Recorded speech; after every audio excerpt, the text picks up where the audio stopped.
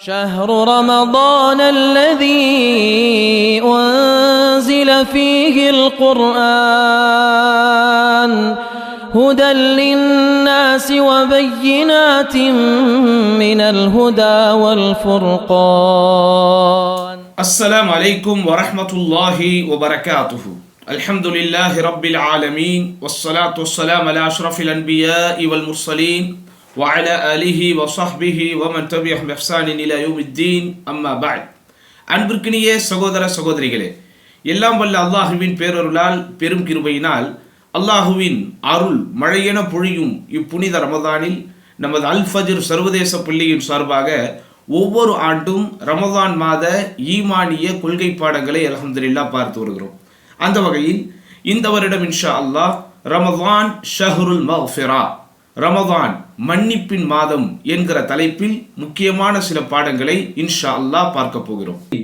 இன்றைக்கு அல்லாஹ்வினுடைய மன்னிப்பை அடைவதற்குண்டான தலையாய ஒரு பிரார்த்தனையை பார்க்க போகிறோம். ஆம், சய்யிதுல் இஸ்திக்ஃபார், பாவ மன்னிப்பு கேட்கக்கூடிய துஆக்களிலேயே தலையாய துஆ என்று அல்லாஹ்வின் தூதர் ஸல்லல்லாஹு அலைஹி வஸல்லம் அவர்களால் நமக்கு போதிக்கப்பட்ட பிரார்த்தனையைத்தான் இன்றைக்கு பார்க்க போகிறோம். ஆம், அல்லாஹ் சுப்ஹானஹு வ தஆலா பாவத்தை மன்னிக்கிறான். நாம் பாவ மன்னிப்பு கேட்பதை விரும்புகிறான். பாவ மன்னிப்பு கேட்பதை அவன் விரும்புகிற அதே வேளையில் நாம் எவ்வாறு அல்லாஹ்விடத்தில் பாவ மன்னிப்பு கேட்க வேண்டும் என்பதையும் அவனது குர்ஆனின் பல வசனங்கள் வாயிலாகவும் அவனது தூதர் ஸல்லல்லாஹு அலைஹி வஸல்லம் அவர்களது போதனைகளின் வழியாகவும் நமக்கு அல்லாஹ் சுப்ஹானஹு வ தஆலா தெளிவுபடுத்தியிருக்கிறான். அதிலே நபிகள் நாயகம் ஸல்லல்லாஹு அலைஹி வஸல்லம் அவர்கள் சொல்லிக் கொடுத்த ஒரு துஆ சய்யிதுல் இஸ்திக்ஃபார், பாவ மன்னிப்பு கேட்பதின் தலையாய பிரார்த்தனை என்று அல்லாஹ்வுடைய தூதரே இந்த துஆவுக்கு பெயரிடுகிறார்கள். அது என்ன? அல்லாஹும்ம அன்த ரப்பி, இறைவா நீயே எனது இறைவன். லா இலாஹ இல்லா அன்த, உன்னை தவிர வேறு கடவுள் இல்லை. முதல் விஷயம் என்ன?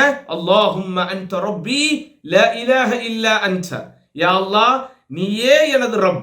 ரப் என்றால் என்ன? படைத்து பரிபாலித்து ரட்சித்து பரிபக்குவப்படுத்தி பாதுகாத்து கொண்டிருக்கிற, நம்மை நிர்வகித்து கொண்டிருக்கிற அந்த ஒப்பற்ற ஒரே இறைவனுக்குத்தான் ரப் என்கிறோம். அந்த ரப் என்கிற வார்த்தையை இங்கே பிரதானப்படுத்தி லா இலாஹ இல்லா அன்த, உன்னை தவிர வேறு எந்த இறைவனும் இல்லை, வணங்கப்படுவதற்கு தகுதியான எந்த நாயனும் இல்லை என்கிற தௌஹீதை முன்னிலைப்படுத்தி ஹலக்தனி, நீயே என்னை படைத்தாய் என்று அல்லாஹ்வினுடைய படைப்பாற்றலை முக்கியத்துவப்படுத்தி வ அன அப்துக, நான் உனது அடிமையாக இருக்கிறேன். வ அன அலா அஹ்திக வ வஅதிக மஸ்ததஅது, இயன்றவரை முடிந்தவரை உன்னுடைய உடன்படிக்கையின் மீதும் உனது வாக்குறுதியின் மீதும் நான் இருக்கிறேன் யா அல்லாஹ் என்கிற மார்க்கம் நமக்கு சொல்லித் தரக்கூடிய வாழ்க்கையின் தத்துவத்தை அங்கே முதன்மைப்படுத்தி அல்லாஹ்விடத்திலே பிரார்த்திக்கிறோம். இப்படி யா அல்லாஹ் நீயே எனது இறைவன், உன்னை தவிர வேறு கடவுள் இல்லை, நீயே என்னை படைத்தாய், நான் உனது அடிமையாக இருக்கிறேன், மேலும் நான் உனது உடன்படிக்கையின் மீதும் உனது வாக்குறுதியின் மீதும் இருக்கிறேன். அது என்ன உடன்படிக்கை, அது என்ன வாக்குறுதி? உடன்படிக்கை என்றால் அல்லாஹ் நம்மை இந்த உலகத்தில் எவ்வாறு வாழ வேண்டும், எந்த கொள்கையை பேணி வாழ வேண்டும், எவ்வாறு வழிபாடு செய்ய வேண்டும் என்று நம்மிடத்திலே உடன்படிக்கை எடுத்திருக்கிறானோ அந்த உடன்படிக்கையின் பிரகாரம் நான் வாழ்வதற்கு முயற்சிக்கிறேன். உனது வாக்குறுதி என்றால் என்ன? இப்படி நாம் இந்த உலகத்திலே வாழுகிற போது, தூய்மையான இஸ்லாத்தை பின்பற்றி வாழும்போது அல்லாஹ்வால் வாக்களிக்கப்பட்ட சொர்க்கத்தை பெறத்தக்க பாதையில் போய்கொண்டிருக்கிறோம் என்கிற நமது வாழ்வியல் தத்துவத்தை அல்லாஹ்விடத்திலே சொல்லி காட்டி அஊது பிக மின் ஷர்ரி மா ஸனஅது, இறைவா நான் செய்த எல்லாவற்றின் தீமையிலிருந்தும் உன்னை கொண்டு பாதுகாவல் தேடுகிறேன். இப்படிதானே நாம் செய்கிற தீமை என்ன என்பதை நாம் பட்டியல் போட முடியுமா? நிச்சயமாக முடியாது. ஏனென்றால் பல விஷயங்கள் நாம் செய்வோம், நமக்கு அது நியாயமாகவே தெரியும், நமக்கு அது சரியாகவே தெரியும். அதனால் தான் அல்லாஹ்விடத்திலே இந்த தலையாய பிரார்த்தனையில் இப்படி இஸ்திக்ஃபாருக்கான பாவ மன்னிப்பு கேட்டலுக்கான தலையாய இந்த பிரார்த்தனையில் அஊது பிக மின் ஷர்ரி மா ஸனஅது, நான் செய்த எல்லா தீமையிலிருந்தும் உன்னை கொண்டு பாதுகாவல் தேடுகிறேன் என்று அல்லாஹ்விடத்தில் அனைத்து விதமான அந்த பாவங்களுக்கும் குற்றங்களுக்கும் தீமைகளுக்கும் நாம் அல்லாஹ்விடத்தில் என்ன செய்கிறோம்? பாவ மன்னிப்பு என்கிற பரிகாரத்தை தேடுகிறோம். அடுத்து என்ன? அபு உலக பி நிஅமதிக அலைய, என் மீது நீ பொழிந்திருக்கிற உனது அருட்கொடைகளை உன்னிடத்திலே நான் ஒப்புக்கொள்கிறேன் யா அல்லாஹ். ஏன்னா அடிப்படையில் அல்லாஹ் நமக்கு நிறைய அருட்கொடைகளை தந்திருக்கிறான். அந்த அருட்கொடைகளுக்கு பகரமாக நாம் நன்றி செலுத்தித்தான் வாழ வேண்டுமே தவிர ஒரு காலம் பாவம் செய்யக்கூடாது. ஆனால் நாம் மனிதன் என்கிற பலகீனம் நம்மிடத்திலே இருப்பதனால், ஷைத்தான் என்கிற நாசகார சக்தி பல தீய விஷயங்களை நமக்குள்ள அவன் போட்டுக் கொண்டிருக்கிற காரணத்தினால் நாம் தவறுகள் செய்வது நம்முடைய இயல்பாகிவிடும் அல்லவா?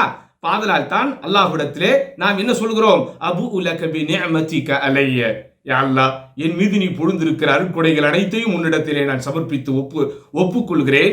அபு பி தம்பி, எனது பாவத்தையும் நான் ஒப்புக்கொள்கிறேன். அருட்கொடைகளை தந்திருக்கிறாய், அந்த அருட்கொடைகளுக்கு நன்றி செலுத்தி வாழ்வதுதான் சரி. இருந்தாலும் யா அல்லாஹ், நான் தவறடித்து விட்டேன், பாவம் செய்து விட்டேன். ஆதலால் எனது பாவத்தை உன்னிடத்திலே ஒப்படைக்கிறேன். ஃபக்ஃபிர்லி, இறைவா என்னை மன்னித்து விடு. ஃபக்ஃபிர்லி, இறைவா என்னை மன்னித்து விடு. ஃபஇன்னஹு லா யக்ஃபிரு ذுனூப இல்லா அன்த, நிச்சயமாக உன்னை தவிர பாவங்களை வேறு யாராலும் மன்னிக்க முடியாது யா அல்லாஹ் என்று சொல்லக்கூடிய இந்த பிரார்த்தனைக்கு பேர்தான் சய்யிதுல் இஸ்திக்ஃபார். பாவ மன்னிப்பு தேடுவதற்கு பல வாசகங்களை அல்லாஹ்வுடைய தூதர் நமக்கு சொல்லி கொடுத்திருக்கிறாங்க. அஸ்தக்ஃபிருல்லாஹ், அல்லாஹ்விடத்திலே பாவ மன்னிப்பு தேடுகிறேன். அஸ்தக்ஃபிருல்லாஹ் வ அத்தூபு இலைஹி, அல்லாஹ்விடத்திலே பாவ மன்னிப்பு தேடுகிறேன், மேலும் அவரிடத்திலே பிழை பொறுக்க வேண்டுகிறேன். அல்லாஹும்ம ஃபிர்லி, யா அல்லாஹ் எனக்கு மன்னிப்பை தருவாயாக. வ ஆஃபினி, எனக்கு ஆஃபியத் என்கிற ஈடேற்றத்தை தருவாயாக. வஃபு அன்னி, எனது பிழைகளை நீ பொறுப்பாயாக.